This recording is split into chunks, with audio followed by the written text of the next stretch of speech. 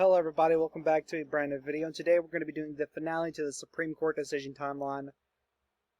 Oh boy, this has been a long one, but it's fine, we're done after this, and then we'll go on to another video series, I presume, I don't know, what's ever on my list.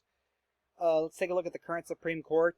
Chief Justice David Souter, Justice Byron White, Justice John M. Harmon, Justice Richard Dixon Cudahy, Justice Margaret Thatcher, Justice Ruth Bader Ginsburg, Justice Clarence Thomas, Justice Richard S. Arnold, and Justice Raymond Fisher, all to create a 7-2 liberal court. Let's see how much that changes this episode.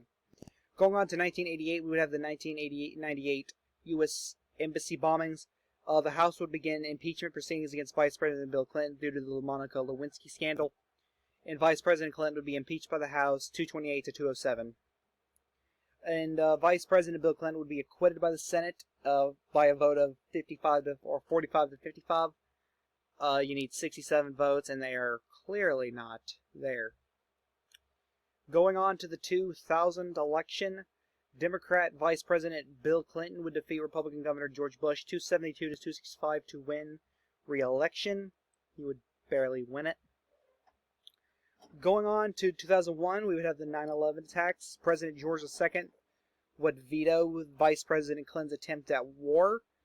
He would be very against the idea of going to war, though he would send soldiers over there.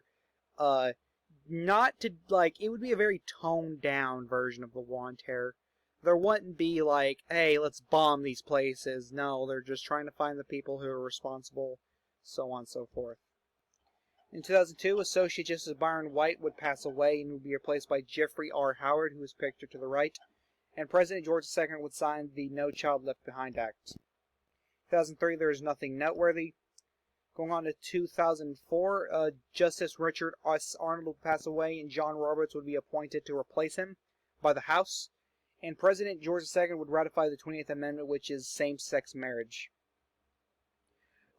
Republican Secretary Dick Cheney would defeat Democrat Senator John Kerry 286 to 251 to become the 38th Vice President, and he would try to get into war again, being vetoed by President George II. 2005, there would be the Glendale train crash. 2006, there is nothing noteworthy. Going to 2007, the Great Recession begins, which is a massive hit to Dick Cheney as well as George McGovern. In 2008, President George II revises the Emergency Economic Stabilization Act, and Democrat Senator Barack Obama would defeat Republican Vice President Dick Cheney 365 to 173 to become the 39th Vice President. In 2009, the Great Recession would end, similar to how it does in our real time, though it might end a lot sooner, in my opinion. And in 2010, Vice President Obama would establish the National Commission of Fiscal Responsibility and Reform, and President George II would actually pass Bernie Sanders' Medicare for All Act. He would pass that instead of the Obamacare Act. He would do that.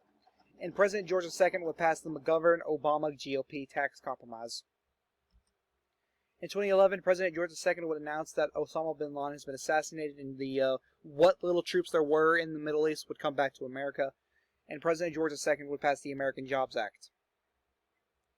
In 2012, President George II would pass away, as well as Justice John M. Harmon, and Samuel Alito would be appointed to replace Harmon by the House, and Massachusetts Senator Mitt Romney would be selected as the 14th president by the Supreme Court. So we have President Mitt the First. And Democrat Vice President Barack Obama would defeat Republican Congressman Paul Ryan 332 to 216 to win re-election.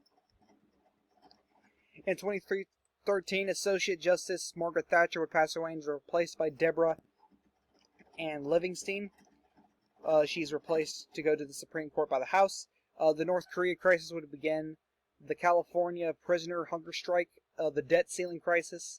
And President Mitt the First would sign the bipartisan budget deal.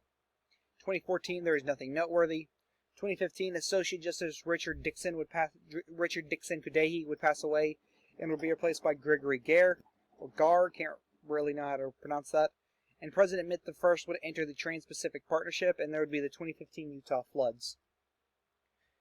Going on 2016, President Mitt the First would raise the smoking age nationally to 21. And Republican Governor Mike Pence would defeat Democrat Secretary Hillary Clinton 306 to 232 to become the 40th Vice President.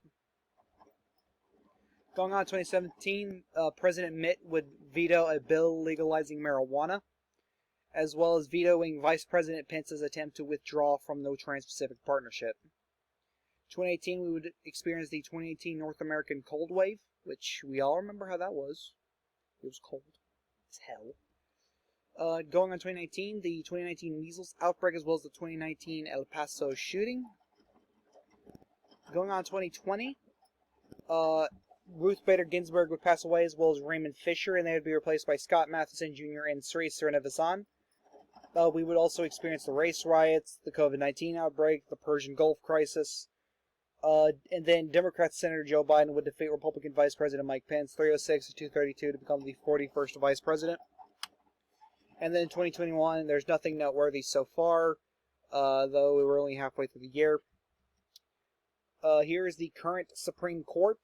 It's a 7-2 conservative court. We have Chief Justice David Soter, Justice Jeffrey Howard, Jeffrey R. Howard, Justice Samuel Alito, Justice Gregory Garr, Justice Deborah Ann Livingston, Justice Scott Matheson Jr., Justice Clarence Thomas, Justice John Roberts, and Justice Sri Srinivasan, to create a 7-2 conservative court.